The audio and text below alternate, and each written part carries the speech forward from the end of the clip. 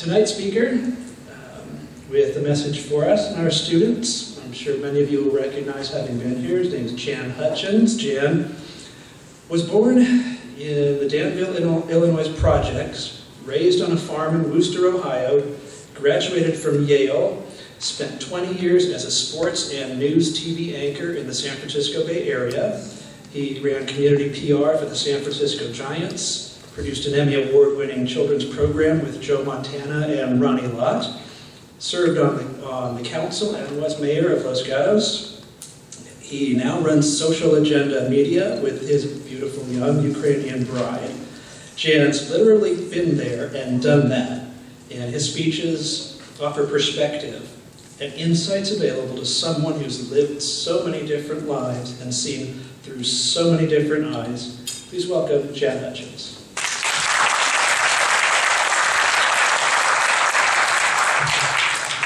Thank you and congratulations on creating this wonderful institution for the young folks. Graduates, students, founders, faculty, loved ones, thank you. It's thrilling to be here with this beautiful, truly international graduating class as you head off to change the world. This is a beautiful moment, a place from which everything is possible. Profound love will be coming into your lives. You'll accomplish amazing things, come up with world-changing ideas and innovations. I imagine at a commencement not too far into the future, we'll all be wearing Google ear aids, allowing instantaneous translations into every other language. Every school will learn the Cambrian way, preparing for jobs that don't exist, although my history degree did that for me. Using technologies that haven't been even invented yet to solve problems that we don't even know. I see future Cambrian Academy students learning how to replace and repair artificial body parts. We could call it the Geezer Squad. Geezers are old folks, just in case you don't know. Honey, where'd I leave my hip? I don't know, babe. Call the Geezer Squad kids from over at Cambrian, they'll find it. We'll have world peace. Everyone will use Apple. Africa will be the most prosperous continent on the earth. No one will be starving and no one will work more than 4 hours a day. The 49ers will win 10 straight Super Bowls. Yeah. Women everywhere will have power and freedom. Everyone will be strong and healthy past 100. There will be a reasonable, effectively functioning U.S. Congress. You are hopeful. Speaking of Congress, what does it really mean to be an Interact member or a leader in general? Does becoming a leader really even matter to you guys? The big guy over here goes, no. So, well, whether your next step is to take a job, go to college, start a business, or take time off to discover who you really are, you will have to learn how to lead, at least yourself. I'm a really good leader because starting at about your age, I learned to lead the community of voices going on in my head, to tame the battle between that part of me that feels powerful and capable and the part that just as strongly feels like everyone is smarter than me and I'll never get it right.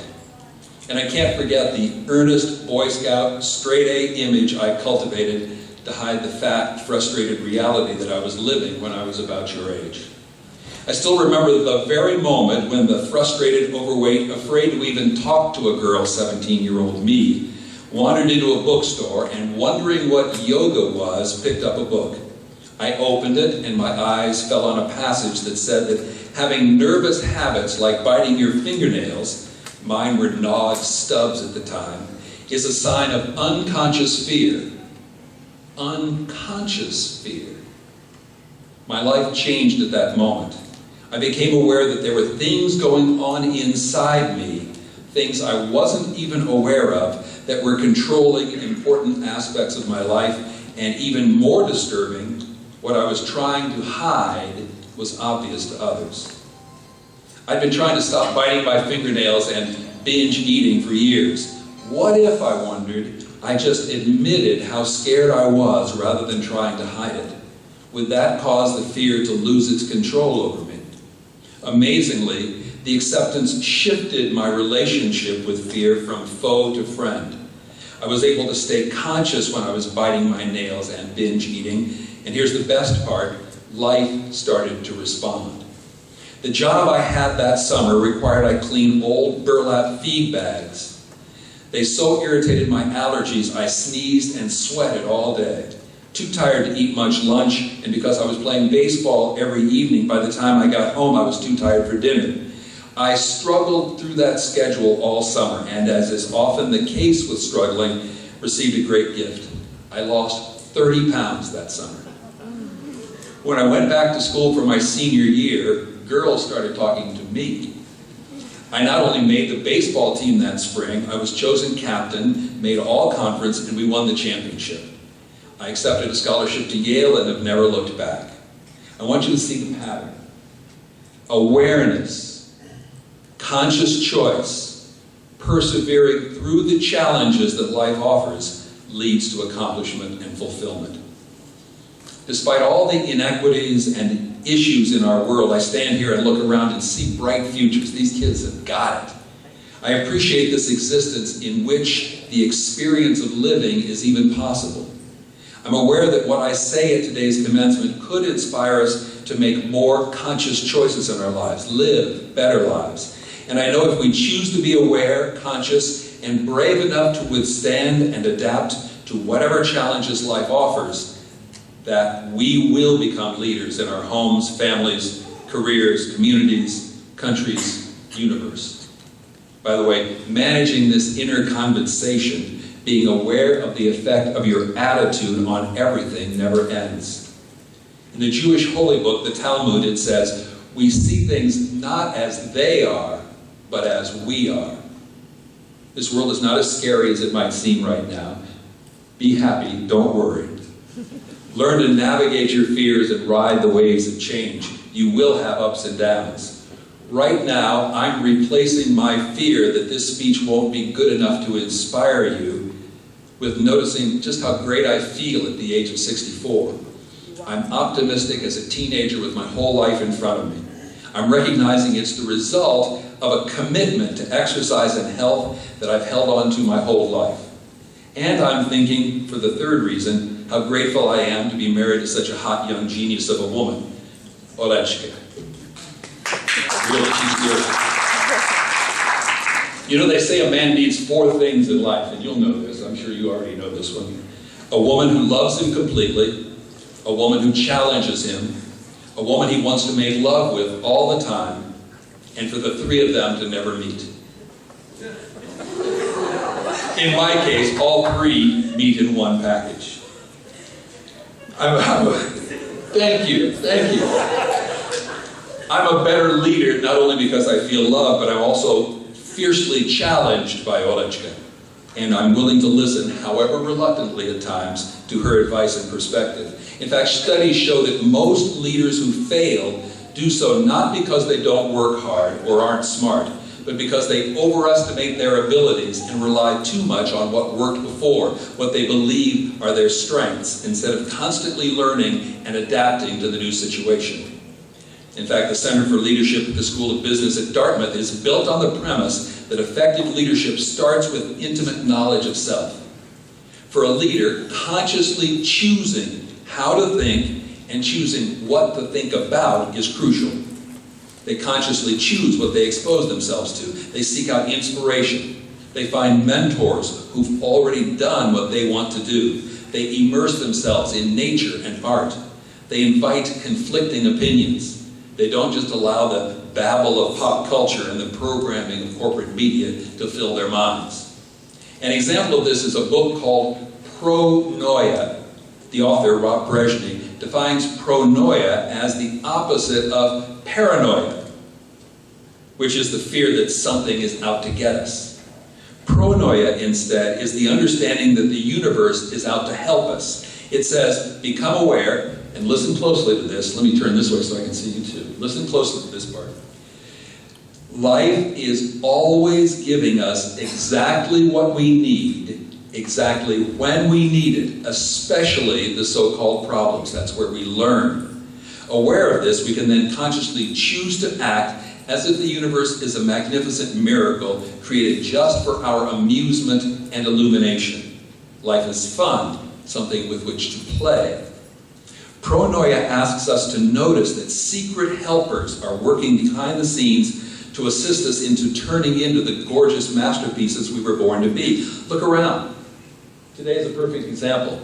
We are only here because of all the secret helpers, from your parents to the teachers, the cooks, custodians, administrators, police, trash collectors, road pavers, health professionals, utility workers, farmers, all who contributed so you and I are able to live our lives. And that it comes together as well as it does is a magnificent miracle, as are hot showers and flushing toilets. The world of voices and energies inside each of us is a direct parallel to the voices and energies you'll encounter in the communities you will go into. The important lesson is what? Awareness, conscious choice, and then bravely facing the challenges that life offers, and that's what leads to accomplishment and fulfillment. You might have heard the joke. There's a big fish swimming by two younger fish, and he asks, "How's the water today, boys?" And one of the younger fish asks the other, "What's water?" If you can understand that joke, you have a clue to the reason a lack of attention causes us so much trouble. Unaware of the water we are all swimming in, we miss the connections between us and all those silent helpers who make our lives possible, and we start to feel alone and afraid. Controlled by our fears, we then try to make ourselves feel safe by getting power, hoarding material objects, doing anything to be right, putting others down so we feel bigger, attacking before we are attacked, and community falls apart. You'll find it almost impossible to lead people who are frightened and unconscious. There's a whole community of sub-personalities alive in each of us that are reflected in the communities out there. The slacker, the rebel, the clown, the hero-heroine, the procrastinator, the judge, the bully, the warrior, the healer. These are familiar. They're in here and out there, and you will meet them everywhere you go. As long as we stay unconsciously identified with any of these roles that we're playing in the world, we project an inner struggle outward against others. We pick fights and don't really understand why it happened. We're really angry with others in our lives, the other team, the other race, the other country, the other political party. I had a friend whose father only showed love to him when he succeeded. So my friend spent years attracting people into his life with his charm and brains, only to repeatedly drive them away because he'd test their love by unconsciously failing to see if they'd still love him. Or the procrastinator who would rather have others think they're a procrastinator than face their fear of being a failure.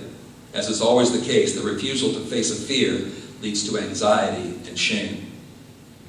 We'll be better leaders if we develop an awareness and compassion about the parts of ourselves that we have been trained to reject, and then we can learn compassion for those people and issues that we otherwise judge because I don't want to face that I feel in here fear, so I project it out into the world. Knowing whenever I feel something strongly about others, positive or negative, it's true about me becomes a wonderful gift. If you stand me up, we're going to meet and you're late, and I get really upset about it, it's because I know that I disappoint people in my life all the time. It causes me to give other people the benefit of the doubt when I realize what's going on in this transaction. They're just like me. They're even blessing me by showing me the part of myself that I need to learn to accept and heal. It's how you can learn to actually love your enemies. Remember, people always do the best they can. So will you. Be gentle on others and yourself. The heat of self-righteous judgment, if I don't do this, evolves into compassionate awareness if I do. The heated, blaming debates currently creating violence and blocking progress in our world will become instead enriching dialogues. I want to ask you a question. So tell me, how is it that smart people who know better and say they want to behave otherwise become addicted to alcohol, drugs, gambling, porn, food, shopping, hoarding? It's because of that imprisoning and repressing parts of ourselves. I'm told as a child, don't show my anger or sadness, and so I pretend it doesn't exist and go through the world trying to pretend I don't feel sadness, but it comes out, leaks out in all these sideways ways. To regain our freedom, we need to bring the urges out of the closet, let our willingness to feel our real feelings and bring them into awareness break the chain of obsessive thoughts and compulsive reactions. We have to learn the crucial difference between craving and savoring. If there's one thing I try to explain, and I hope you get this, there's a huge difference between craving something, wanting it. In craving, we vainly attempt to possess the object, to devour it, have it. But in savoring, we find pleasure in simply knowing the object, meditating on it, being with it, experiencing the food, experiencing the love, experiencing the thing. It turns out that objects cannot really be possessed. One of the frustrating things is I can have some of it now, but it's going to go away. It's never always there. Craving is insatiable and is the reason and the cause for addictions. Savoring is pleasurable and leads to increased satisfaction. I'm a yogi for 20, 30 years. I've studied yoga. And if there's one thing that's the most important thing I can offer you is the importance of breathing. Right now, every time I stand up and do this.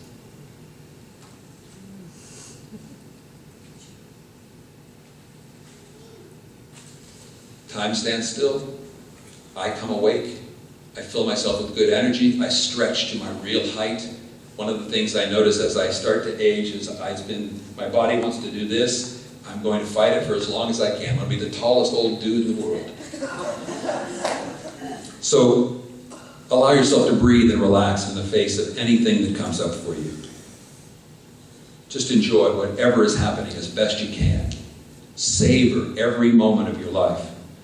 Even though you're in the late stages. I heard someone say you're in the late stages, your next stage. So what if it's success I crave? That's something I'm supposed to want, right? Yes, that's what we're taught. But what if you, like me, achieve your life's dream at 22? I was a major market TV sportscaster hanging out with all my sports heroes. My picture was on billboards. I was recognized everywhere I went.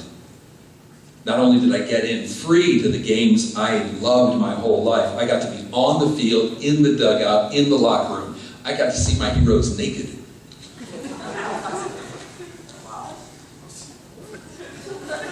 It turns out, however, and this might be the only thing I'm absolutely sure of that I say today, that in this world everything changes.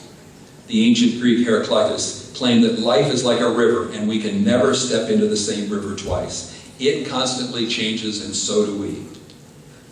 The peaks and valleys, pits and swirls are all part of the ride. Every day, in fact, I must step into the river as if for the first time. If I long for the past or fear the future, I will drown in that river today. Instead, do as Heraclitus would. Go with the flow. Enjoy the ride, as wild as it may be. Don't get trapped in the illusion there's any way to get it to remain stable. No amount of money, power, fame, or anything else can make this dynamic universe stable. So to become happy is impossible. Get that. To become happy is impossible. Nothing you get or do can make you happy. One can only be happy now because they realize it's their natural state and can't be lost, or because one decides to ignore all the reasons life will give you as an excuse for being unhappy. So, to summarize what I hope you get from this. Practice awareness so you can catch yourself thinking negatively and consciously replace each negative thought with 3 that make your body tremble in joy. You'll have a much happier life. Notice all the secret helpers working behind the scenes to help you become the magnificent masterpieces you were born to become. You'll be less self-centered and treat others with the respect they deserve. The world of voices and energies living inside each of us is a direct parallel to the voices and energies we'll encounter in the communities we inhabit, and learning about and managing your internal community is the best way to affect your external community. The quality of your breathing will determine the quality of your life, period. Breathe consciously and deeply as often as possible. The more you practice accepting instead of judging your lives, savoring whatever is around you or happening to you in life, the more pleasure you will experience. Remember the pattern. Awareness, conscious choice, facing your fears and persevering through the challenges life offers leads to accomplishment and fulfillment. And to finish, I'd like to offer you a favorite poem by Jennifer Wellwood.